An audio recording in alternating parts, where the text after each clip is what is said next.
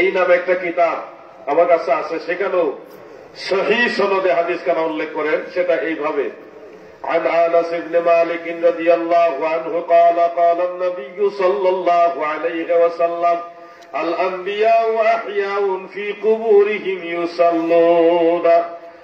আনাস ইবনে মালিক বলেন, আল্লাহর হাবিব বলেন, আল আম্বিয়াউ আহইয়াউন, সমস্ত নবীরা জিন্দা, সব নবীরা জিন্দা গো। কোথায়? ফি কুবুরিহিম, তিনাদের মাজারে সশরীরে জিন্দা। এমনকি শুধু জিন্দা নয়, ইউসাল্লুনা, তারা সালাত আদায় করে। সুবহানাল্লাহ। হযরতে আদম নবী থেকে হযরতে ঈসা পর্যন্ত সব নবীরা কি মরা না জিন্দা? বলেন, মরা না জিন্দা? জিন্দা, সশরীরে জিন্দা। তিনারা দাঁড়াইতে পারে, বসতে পারে, রুকু করতে পারে, সেজদা দিতে পারে, তাশাহুদের কায়দায় বসতে পারে, তাশাহুদ আঙ্গুল ইশারা করতে পারে, সূরা কিরাত করতে পারে, জাগ্রত জিন্দা। একটা মানুষ দুনিয়াতে যেভাবে জিন্দা, এর চাইতে আর উত্তম ভাবে আল্লাহর নবীরা তিনাদের মাজারে সশরীরে জিন্দা। সুবহানাল্লাহ। সুনান ইবনে মাজাহ শরীফের মধ্যে উল্লেখ, মিশকাত শরীফের 121 নম্বর পৃষ্ঠার মধ্যে আছে, হযরত আবু দারদা রাদিয়াল্লাহু আনহু তিনি হাদিস বর্ণনা করেন, দয়াল নবীজি বলেন যে ইন্নাল্লাহ তাআলা হাররামা আলাল আরদি আন তাকুলা আজসাদাল আমবিয়া ফানাবিয়ুল্লাহি হাইয়্যুন ইউরযাকু।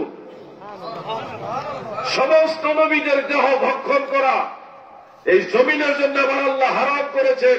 ফানাবিয়ুল্লাহি হাইয়্যুন, আল্লাহর নবী জিন্দা, ইউরযাকুন, শুধু জিন্দা নয়, তারা জান্নাতি খাবারও খায়। সুবহানাল্লাহ। আল্লাহ রাসূলের কয়েকটা হাদিস থেকে আমরা বুঝলাম, মেরাজ রজনীতে দয়াল নবীজি মুসা আলাইহিস সালামকে দেখলেন, তিনি দাঁড়াইয়া সালাত আদায় করছেন। সব নবীরা সালাত আদায় করেন এবং তারা খাবারও খায়। আমরা মরে গেলে ভাত খাইতে পারবো? আওয়াজে বোঝা যায় অনেকে খাইতে পারবে। আমরা খেতে পারি না, নড়াচড়া করতে পারি না, কথাও বলতে পারি না। আল্লাহর নবীরা কথা বলতে পারে, নড়াচড়া করতে পারে, দাঁড়াইতে পারে, বসতে পারে, এমনকি খাবার গ্রহণ করতে পারে। আল্লাহর নবীরা কেমন জিন্দা গো, একটু গভীর ভাবে খেয়াল করেন। ভাইজান, আপনার কাজ শেষ নেই, বসেন, ঠান্ডা হয়ে বসেন, দিলের কান লাগায় শুনেন। হযরতে মূসা আলাইহিস সালাম সহ সব নবীরা সশরীরে জিন্দা, তিনাদের মাজার শরীফে জিন্দা। কিন্তু সহিহ মুসলিম থেকে আমরা জানলাম, একটু আগে হাদিসটা শোনাইছি আপনাদেরকে, দয়াল নবীজি বলছেন, আমি মসজিদে আকসায় গিয়ে দেখি নবীদের এক বিশাল জামাত ওখানে হাজির, তিনারা আমার পিছনে নামাজ পড়ছে। সুবহানাল্লাহ। আদম নবী মাজারেও আছে, আবার মসজিদে আকসায়ও গেছে। মূসা নবী মাজারেও আছে, মসজিদে আকসায়ও গেছে। সব নবীরা তিনাদের মাজারেও আছে, মসজিদে আকসায় গিয়ে আমাদের নবীর পিছনে নামাজ পড়ছে। তাহলে বোঝা যাচ্ছে আল্লাহর নবী যারা মাজারের ভিতরে সশরীরে জিন্দা থাকতে পারে, আবার অন্য কোথাও আল্লাহর দেওয়া ক্ষমতায় যাইতে পারে। যদি যাইতে না পারে,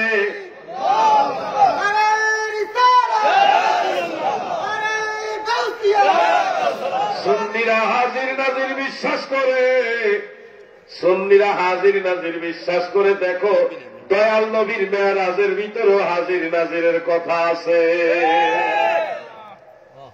আল্লাহর হাবিব মসজিদ আকসা ইমামতি করে বুরাকের মাধ্যমে রওনা দিলেন গন্তব্য প্রথম আসমান। জমিন থেকে প্রথম আসমানের দূরত্ব 500 বছরের রাস্তা। 500 বছরের রাস্তা। নবীজি রওনা দিলেন, বাহন হল বুরাক, সফর সঙ্গী হযরতে জিবরিল, আমার নবী মেহমান, মেজবান স্বয়ং আল্লাহ। বুরাক এটা হলো বিদ্যুতের গতির চাইতে কোটি কোটি গুণ বেশি গতি সম্পন্ন। বিদ্যুৎ 1 সেকেন্ডে 1,86,000 মাইল যায়। 1 সেকেন্ডে 1,86,000 মাইল যেতে পারে বিদ্যুৎ 1 সেকেন্ডে। আর সে বিদ্যুতের গতির চাইতে কোটি কোটি কোটি গুণ বেশি দ্রুত গতি সম্পন্ন হল বোরাক। সে বোরাক দিয়ে নবী রওনা দিলেন প্রথম আসমানে। সব নবীরা মসজিদুল আকসায়, নবীজি রওনা দিলেন প্রথম আসমানে। কিন্তু আল্লাহর হাবিব প্রথম আসমানে গিয়ে দেখেন আদম নবী বোরাক আসমানে যাওয়ার আগে তিনি প্রথম আসমানে চলে গেছেন। নবীজিকে স্বাগতম জানালেন, মারহাবা জানালেন, সালাম কালাম সৌজন্যমূলক আচরণ প্রথম আসমানে আদম নবীর সাথে সংগঠিত। এখানে বোঝা যায় বুরাকের গতির চাইতেও নবীদের নবুয়তের গতি আরো বেশি। যদি বেশি না হতো বুরাক আসমানে যাওয়ার আগে আদম নবী প্রথম আসমানে যেতে পারতেন না। শোনো রে ভাই, তুমি হয়তো ব্যক্তি আলাউদ্দিন জেহাদিকে ভালোবাসো না, কিন্তু আলাউদ্দিন জেহাদিকে ভালোবাসো আর না বাসো, রাহমাতুল্লিল আলামিনের ভালোবাসা হৃদয়ে ধারণ করো। যদি মদিনাওয়ালার মহব্বত হৃদয়ে না থাকে ইমানদার হইতে পারবা না। হাজির নাজির না মানলে আলাউদ্দিন জেহাদির বিরোধিতা হয় না। হাজির নাজির অস্বীকার করলে দয়াল নবীর শান মান অস্বীকার হয়। এই বিষয়টা মদিনাওয়ালার সাথে সম্পৃক্ত। এটা আলাউদ্দিন জেহাদিন রাস্তাদার জমি না, চাঁদপুর হিসাবে জমি না, এটা মদিনাওয়ালার শান। দ্বিতীয় আসমান, তৃতীয়, চতুর্থ, পঞ্চম, ষষ্ঠ, সপ্তম আসমানে এক এক আসমানে এক একজন নবীর সাথে দেখা, এমনকি একটা আসমানে দুইজন নবীর সাথে দেখা। সপ্তম আসমানে গেলেন, হযরত ইব্রাহিম খলিলুল্লাহর সাথে দেখা। তিনি সমস্ত বাচ্চারা যারা শিশুকালে মারা যায় তাদেরকে নিয়ে একটা গাছের নিচে বসে থাকেন, তাদেরকে দেখাশোনা করেন। এটা ইব্রাহিম খলিলুল্লাহ দায়িত্ব। এমনকি আমাদের নবীকে ইব্রাহিম খলিলুল্লাহ বললেন, ইয়া রাসূলুল্লাহ, আপনার উম্মতদেরকে বলবেন তারা যেন জমিনের মধ্যে বেশি বেশি লা হাওলা ওয়ালা কুওয়াতা ইল্লা বিল্লাহ পাঠ করে। দয়াল নবীজি বললেন, কেন? ইব্রাহিম খলিলুল্লাহ আলাইহিস সালাম তিনি বললেন, নবী গো, আপনার উম্মত যদি একবার লা হাওলা ওয়ালা কুওয়াতা ইল্লা বিল্লাহ পাঠ করে, ওই একবার পাঠ করার বিনিময়ে আমার আল্লাহ জান্নাতে বিশাল বড় এক গাছ লাগায়া দেয়।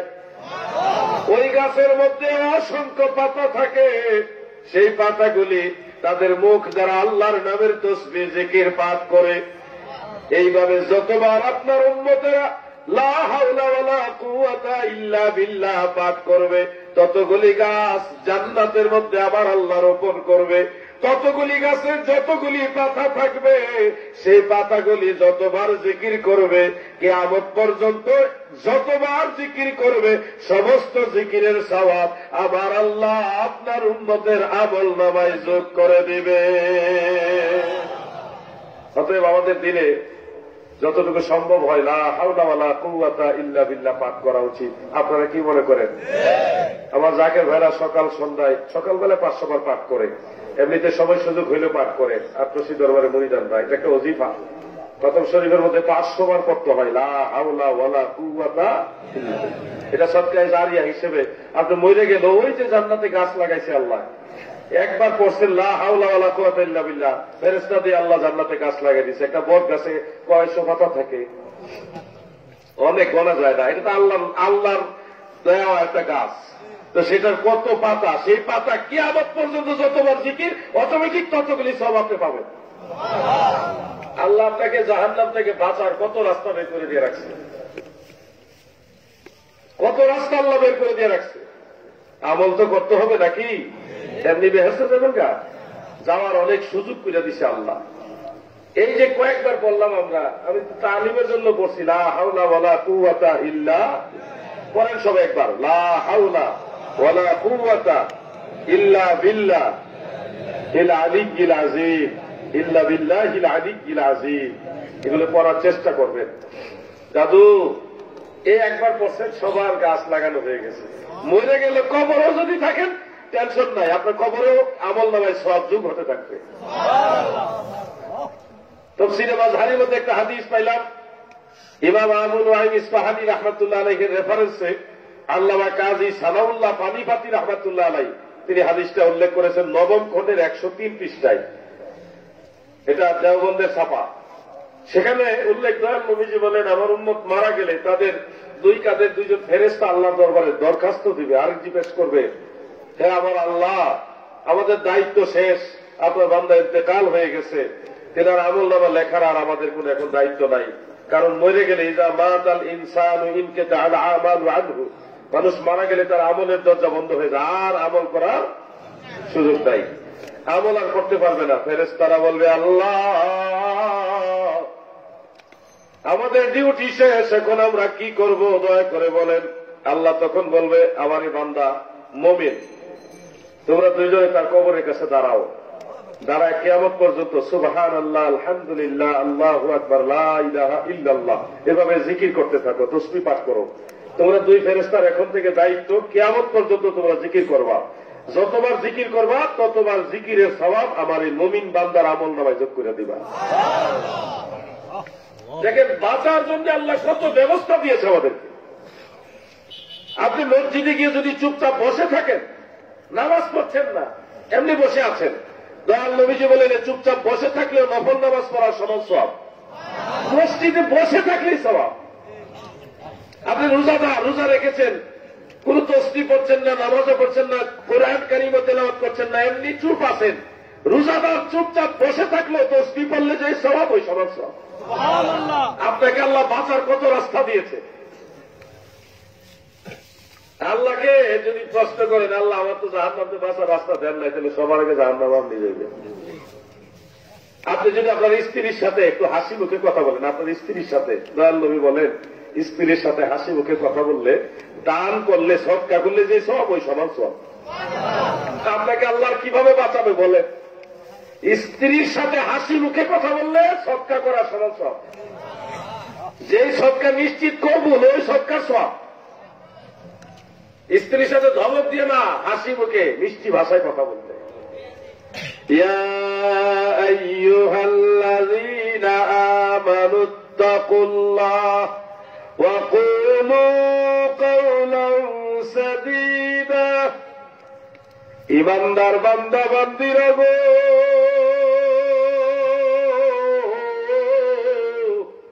তোমরা আল্লাহকে ভয় করো এবং সত্য সঠিক কথাগুলি বলো, সত্য সঠিক কথা বলো। আপনি মানুষের সাথে সত্য কথা বললে সওয়াব, মানুষের সাথে সুন্দর ভাষায় কথা বললে সওয়াব। সওয়াব মানে কি? লোভ না, সওয়াব মানে জাহান্নাম থেকে বাঁচার একটা উসিলা। ইন্নাল হাসানা ইউযহিবুনাস সাইয়্যাত যালিকা যিকরা লিয-যাকিরিন। আপনি ভালো কাজ করবেন, অটোমেটিকলি ওই ভালো কাজ ধাক্কায় আপনার খারাপ অন্যায় কাজটাকে আল্লাহ মাফ করে দিবেন। এটা উসিলা। সওয়াব করবেন, গুনাহ আল্লাহ মাফ করে, উসিলা, জাহান্নাম থেকে বাঁচার উসিলা। প্রিয় বন্ধু আমার, দাদু ভাইরা আমার, ইয়াতীম যদি কেউ থাকে, ইয়াতীম যদি কেউ থাকে, ধমক দিবেন না। আল্লাহ নিজে নবীজিকে বলেছেন ইয়াতীমদেরকে ধমক দিবেন না। সূরা দোহার মধ্যে আছে মনে হয়, ওয়া আম্মাল ইয়াতীমা ফালা তাকহার। ইয়াতীমদেরকে ধমক দিবেন না। ইয়াতীমের মাথায় যদি আদর করে এইভাবে হাত রাখেন, এই হাতের নিচে যতগুলি চুল পড়বে ততগুলি সওয়াব আমলনামায় যোগ হবে। আদর করলেই সওয়াব। ইয়াতীমকে আদর করলে এতগুলি নেকি দেয়। আপনাকে জাহান্নাম থেকে বাঁচার অনেক সুযোগ আল্লাহ করে দিচ্ছে। এরপরেও যদি আপনি জান্নাতে যেতে না পারেন, আল্লাহর দয়ার ভাগীদার না হতে পারেন, তা আপনি হাসতে হাসতে জাহান্নামে গেলে আল্লাহর কোন লস আছে? লসটা আমার আপনার। প্রিয় ভাইয়ের আমার, এখানে সে একটা মাসআলা যোগ করব। সেই মাসআলাটা হল সহিহ বুখারী সহ মিশকাতুল মাসাবিহ সহ অনেকগুলি কিতাবে হাদিস কেন উল্লেখ। একজন সাহাবী আল্লাহর রাসূলকে জিজ্ঞাসা করলেন, ইয়া রাসূলুল্লাহ আইয়ুল ইসলামি খায়রুন। নবী গো, ইসলামের সবচেয়ে উত্তম কাজ কোনটা? নবীজি বললেন, তুতিমুত তাআম, মানুষকে খাবার দেওয়া সর্বোত্তম কাজ। ওয়া তুকরিউস সালাম আলা মান আরাফতা ওয়া মান লাম তা'রিফ, পরিচিত অপরিচিত সকল মুসলমানকে সালাম দেওয়া এবং মানুষকে খাবার দেওয়া, এই দুইটা কাজ ইসলাম ধর্মের সর্বোত্তম কাজ। সুবহানাল্লাহ। মানুষকে খাবার দিবেন, সে যদি বিধর্মীয় হয় তাও খাবার দিবেন, মানুষকে খাবার দিবেন। শুনেন দাদু ভাই, আল্লাহ তাআলা খুশি হইলে, যদি আল্লাহ আপনার উপরে খুশি হয়, তা কি করবে আল্লাহ? আল্লাহ আপনার বাড়িতে মেহমান পাঠাবে। যার বাড়িতে বেশি বেশি মেহমান আসে, বুঝতে হবে যে আল্লাহ আপনারে ভালোবাসে। আপনার মাধ্যমে আল্লাহর বান্দাদের রিজিকের ব্যবস্থা হয়, এই জন্য আল্লাহ বারবার আপনার বাড়িতে মেহমান পাঠাবে। এটা আল্লাহর শখ। রিজিকের মালিক কে?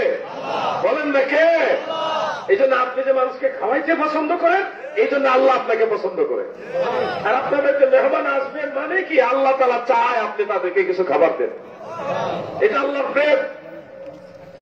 মেহমান আসলে কখনো বিরক্ত হবেন না। আমার স্ত্রীকে আমি এইভাবে বুঝাই, আমার ওয়াইফকে, আমার বেগম সাহেবকে আমি বুঝাই এইভাবে। একা মানুষ অনেক সময় অনেক মানুষের রান্না বান্না তাই প্রতিদিনই বললেই চলে। একজন মানুষ বেশি বেশি রান্না করা কঠিন হয়ে যায়, কষ্ট হয়, তো অনেক সময় একটু বিরক্তি ভাব আসে। তো আমি বুঝাই, শোনো, আমার দয়াল নবীজি বলছেন মানুষকে খাবার দেওয়া সর্বোত্তম কাজ। তোমার একটু কষ্ট হইল, আল্লাহ তোমার উপর খুশি বিদায় তোমাকে কষ্ট দিতেছে। কেন? তোমার হাতের রান্না এতগুলি মানুষ খাইতে পাওয়া ভাগ্য, এটা আল্লাহ তোমাকে দিয়েছে। বহু মানুষ আছে, বহু টাকার মালিক, কিন্তু তাদের কাছে আল্লাহ কাউকে মেহমান পাঠায় না। তোমার মাধ্যমে তোমার আল্লাহর বান্দাদেরকে খাবারের ব্যবস্থা করাচ্ছে। এটা তোমার ভাগ্য যে আল্লাহ তোমার দিয়ে খাওয়াইতেছে। এবং বুঝাই, তখন আমার স্ত্রী, আমার বেগম সাহেব খুব খুশি হয়। এবং বুঝাইতে হবে। প্রিয় ভাইয়ের আমার, দাদু ভাইয়ের আমার, ইসলামের সর্বোত্তম কাজ হলো মানুষকে মেহমানদারি করা, মানুষকে খাবার দেওয়া।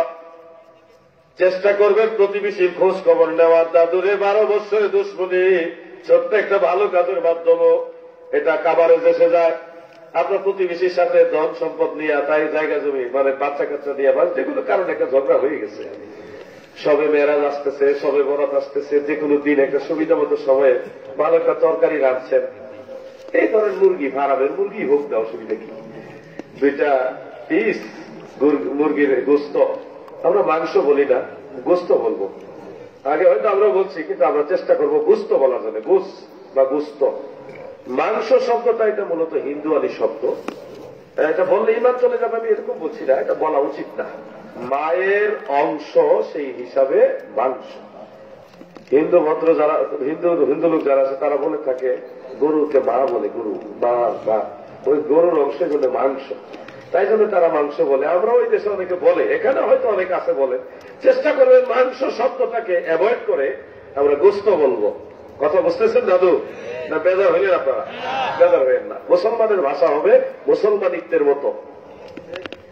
প্রিয় ভাইয়েরা আমার, সহিহ বুখারী রেফারেন্সে মিশকাতুল মাসাবিহের মধ্যে একটা হাদিস উল্লেখ এইভাবে রয়েছে, عن أبي هريرة رضي الله تعالى عنه قال قال النبي صلى الله عليه وسلم من كان يؤمن بالله وباليوم الآخر فليكرم ضيفا। হযরত আবু হুরায়রা বর্ণনা করেন, আমার দয়াল নবী বলেন, উম্মতেরা শুনো, মান কানা ইউমিনু বিল্লাহি, যারা আল্লাহর প্রতি বিশ্বাস রাখো, ওয়া বিল ইয়াউমিল আখির, আখিরাতের প্রতি যারা বিশ্বাস রাখো, তারা যেন মুমিন মুসলমানদেরকে, মানুষকে মেহমানদারি করে। এই জন্য আত্মসী দরবার সহ যত সুন্নি তরিকতপন্থী শাহপুর দরবার আছে, আর অনেক দরবার আছে, দেখবেন সুন্নি যারা, তারাই মানুষরে খাবার দেয়। সেটা বিরিয়ানি খাওয়া, খিচুড়ি খাওয়া, জিলাপি খাওয়া, বিস্কিট দেও, খেজুর দেও, আর যাই দেও, মানুষকে বেশি বেশি খাবার খাওয়ায় ওয়াহাবিরা না সুন্নিরা। বন্ধুরা আমার, আমরা মা বাবা মারা গেলে 4 দিনে, 5 দিনে বা 40 দিনে, 41 দিনের সুবিধা মতো সময়ে বাৎসরিক ভাবে বা সুযোগ মতো মানুষকে কিছু না কিছু মেহমানদারি করি। শুধু যে খাবারের মধ্যে সীমাবদ্ধ রাখি তা তো না, কোরআন খতম করি তেলাওয়াতের মাধ্যমে, তারপর বিভিন্ন তসবিহ খতম করি, লা ইলাহা ইল্লা আনতা সুবহানাকা ইন্নী কুনতু মিনাজ জালিমিন, এইভাবে কলমা খতম করি, লা ইলাহা ইল্লাল্লাহু মুহাম্মাদুর রাসূলুল্লাহ, কলেমা পড়ি, অসংখ্যবার জিকির আজকার, কোরআন খতম, বিভিন্ন ভালো আমল, দান সদকা সহ অনেকগুলি ভালো কাজ করে একটা দোয়ার আয়োজন করি, মিলাদ শরীফ পড়ি, দোয়ার আয়োজন করি। সেই দোয়ায় সবগুলি সওয়াব ওই যে মা মারা গেছে, বাবা মারা গেছে, তাদের জন্য বলি, হে আল্লাহ, কোরআন খতম হয়েছে, নামাজ পড়ছি, আল্লাহ জিকির করছি, তসবিহ পড়ছি, দান সদকা করছি, আল্লাহ গো, এই সওয়াবটা আমার মায়ের রুহে পৌঁছায় দাও। এই দোয়া কইরা তারপরে মানুষকে কিছু খাবার পরিবেশন করি, যার যার তৌফিক অনুযায়ী। আপনারা হয়তো ভাবতেছেন, এত কষ্ট করে নামাজ পড়লাম, আমি সওয়াব বাপে নিয়ে যাব? না রে ভাই, সহিহ মুসলিমের মধ্যে একটা হাদিস পাইছি প্রথম দিকে, যেটা ইমাম দারা কর্তৃক বর্ণনা করেছেন, সুবুলুস সালাম শরহে বুলুগুল মারামের মতো এই হাদিসটা আছে। আর অনেক কিতাবে মুসান্নাফ ইবনু আবি শাইবার মধ্যে হাদিসটা আছে মুরসাল সনদে, যে সাহাবায়ে কেরাম দয়াল নবীজিকে প্রশ্ন করলেন যে অবিল ওয়ালিদাইন ইহসান, আল্লাহ তাআলার নির্দেশ মা বাবার সাথে সৎ ব্যবহার করার জন্য, তো ইহসান করার জন্য সাহাবায়ে কেরাম জিজ্ঞাসা করলেন যে আমাদের মা বাবা বেঁচে থাকলে আমরা সৎ ব্যবহার করি, কিন্তু মা বাবা মারা গেলে তাদের সাথে আমরা কিভাবে সৎ ব্যবহার করব? সাহাবায়ে কেরাম নবীজিকে প্রশ্ন করলেন। নবীজি বললেন আন তুসাল্লিয়া লাহুমা মা সালাতিকা, তুমি যখন নামাজ পড়বে তোমার নামাজের সাথে তোমার মা বাবার জন্য কিছু নামাজ পড়বে। ওয়া আন তুসাওমা লাহুমা মা সাওমিকা, তুমি যখন রোজা রাখবে তোমার এই রোজার সাথে তোমার মা বাবার জন্য কিছু রোজা রাখবে। ওয়া আন তাসাদ্দাকা লাহুমা মা সাদাকাতিকা, তুমি যখন দান সদকা করো নিজের জন্য ওগুলার সাথে মা সাদাকাতিকা, তোমার এই সদকার সাথে মা বাবার জন্য কিছু দান সদকা করো। এটা সহিহ হাদিস। এখান থেকে স্পষ্ট বোঝা যায় আপনি যদি নামাজ আদায় করেন মা বাবার জন্য কিছু নামাজ পড়বেন, রোজা রাখবেন মা বাবার জন্য কিছু রোজা রাখবেন, দান সদকা করবেন মা বাবার জন্য কিছু দান সদকা করবেন। করলে কি হবে? সুনান ও আবি দাউদের মধ্যে উল্লেখ, হযরত আবু হুরায়রা বর্ণনা করেন একটা কাফেলা উনি দেখলেন, ছোট্ট একটা কাফেলা, উবুল্লাহ গোত্রের কাফেলা, ওই গোত্রের নাম হলো উবুল্লাহ। আবু হুরায়রা রাদিয়াল্লাহু আনহু বললেন, এই যুবক ভাই, সমস্যা বৈশা যান, আপনার মনে বিরক্ত হচ্ছেন নাকি? আমি বিরক্ত করবো না, আমি শারীরিক অসুস্থ, আপনার হয়তো টের পাইতেছেন, আমি কিন্তু সর্দি, আমার গায়ে জ্বর, আমি কোনোটা কোনো আমার ভয় পাই না। তো সিজন চেঞ্জ তো, হঠাৎ করে গরম আসছে, আর তাছাড়া দরবার শরীফে প্রায় 10 দিন ছিলাম। পরিশ্রম কাকে বলে? অনেক ক্লান্ত শরীর, এরপরে জার্নি, এই গত 3 দিনে আমার মনে হয় প্রায় 1000 কিলোমিটারের বেশি জার্নি করছি আমি, আরো বেশি হবে। তো শরীরটা কুলায় না, আমি অসুস্থ, আপনাদের বিরক্ত কারণ হতে চাই না। যুবক ভাই, আপনারা কি বেজার হইতেছেন? আমি যে কথাগুলি বলতেছি আপনাদের কাজে লাগবে না? আল্লাহ যেন আমাদের আমল করার তৌফিক দেয়, বলে না আমি নিজে আমল করি, আগে যেটা আমি জানি সেটা আমল করার চেষ্টা করি। ভুল হয় না তা না, ভুল হইতেই পারে, কিন্তু আমি চেষ্টা করি আমি নিজে আগে আমল করার, এবং আপনাদেরকে বলার চেষ্টা করি, এটাই হলো মূল কাজ। হযরত আবু হুরায়রা বলেন, উবুল্লাহ গোত্রের মুসল্লিরা গো, তোমাদের এলাকায় মসজিদে আশআর নামক কোন মসজিদ আছে কিনা? তারা বললেন হ্যাঁ আছে। তখন হযরত আবু হুরায়রা, নাম শুনছেন তো আপনারা, ওনার নাম, উনি সব এই নামাজের সওয়াবটা অমুকের, তখন এটা সওয়াব তার আমল নামায় যোগ হয়ে যায়। আপনি যদি 2 রাকাত নামাজ পড়েন, যেমন এশারের নামাজ পড়ছেন, ঘুমানোর পূর্বে আপনি 2 রাকাত নামাজ পড়ে দোয়া করলেন, আল্লাহ আমার মা নাই, আমার মায়ের রুহে নামাজের সওয়াব তুমি পৌঁছায়া দাও।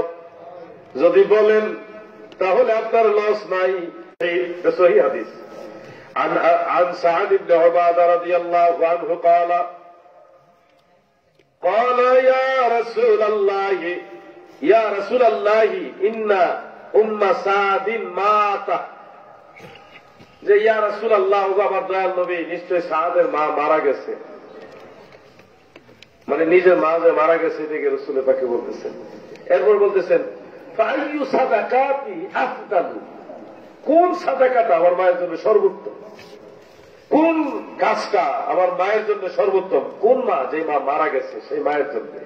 নবীজি বললেন ফাকালাল মাউ, পানি সদকা করো, তাহলে এটা তোমার মায়ের জন্য সর্বোত্তম হবে। ওই সময় পানির অভাব ছিল খুব বেশি, আরব দেশে তো এখনো পানির খুব সংকট, কাজী সাহেবরা জানেন আপনারা, বা যারা সৌদি আরবে থাকছেন তারাও জানেন, যারা জাবালে উহুদের পাদদেশে গেছেন দেখবেন এখনো অনেক লোক বোতল দিয়া মানুষকে পানি বিতরণ করে, এমনি বিনা পয়সায়, ফ্রি, টাকা নেয় না, দেয় কিনা ভাইজান?